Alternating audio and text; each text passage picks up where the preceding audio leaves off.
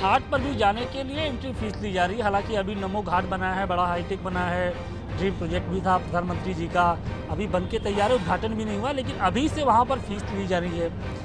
आप बनारसी हैं, बनारस से बहुत आपका गहरा लगाव रहा है, आपने बनारस को बहुत करीब से कवर भी किया है, किस तरीके से इस फैसले को देखते हैं?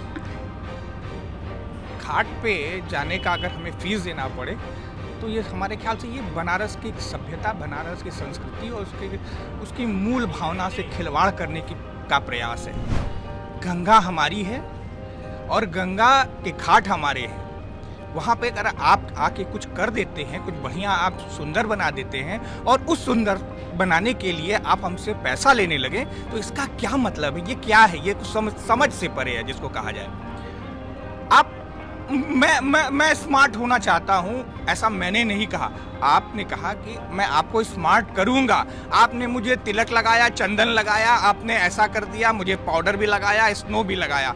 मेरी इच्छा नहीं थी, आपने मुझे बनाया, ऐसा किया और उसके बाद कह रहे हैं कि आप 20 रुपया दीजिए इस तिलक चंदन लगाने का। इसका क्या मतलब है? ये एक तरह से ये माने कि इसका विरोध होना ही चाहिए। ये जो 10 रुपया है, ये 10 रुपया, ये शुरुआत आप 10 रुपया मानिए। 10 रुपये की कोई वैल्यू नहीं है आज के ज़माने में। आप 10 रुपये को एक शुरुआत मानिए। कल आपको इसके लिए 10 रुपया लिया जा रहा है घाट पे जाने के लिए, भले ही वो नमो घाट हो या कोई घाट हो, 10 रुपया उसके लिए लिया जा रहा है। कल आपको गंगा जी का आचमन करने के लिए भी 10 रुपया लिया जाएगा, फिर उसके बाद नहाने के लिए 10 रुपया लिया जाएगा, फिर आपको फलाने माला फूल चढ़ाने के लिए 10 रुपया लगाए। भैया ये शासन प्रशासन है? ये जन का लोगों के लिए शासन प्रशासन है कि ये व्यापार है?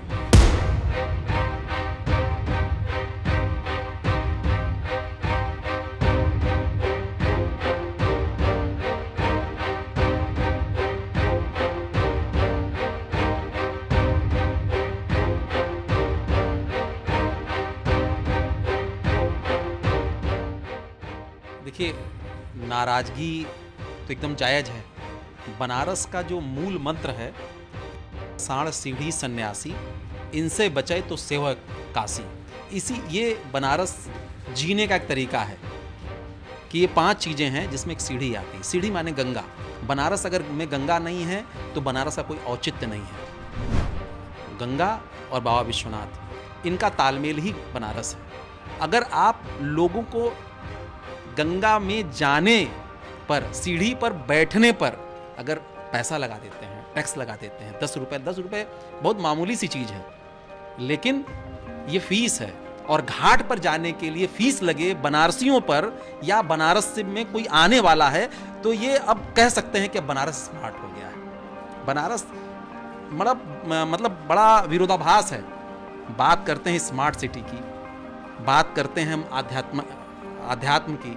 बनारस में जो लोग आते हैं ना, बनारस को स्मार्ट देखने नहीं आते हैं। बनारस में गंगा को देखने आते हैं, बनारस के घाट देखने आते हैं, बनारस की सीढ़ियाँ देखने आते हैं। दुनिया का एक ऐसा शहर बनारस है कि जिसे जिस एंगल से खींचिए फोटो वो सुंदर आएगा, चाहे भले ही कितना भी बेतरतीब और कैमरामैन जिससे फोटो खींचने नहीं आता है ना, वही फोटो खींचेगा तो बनारस खूबसूरत लगेगा।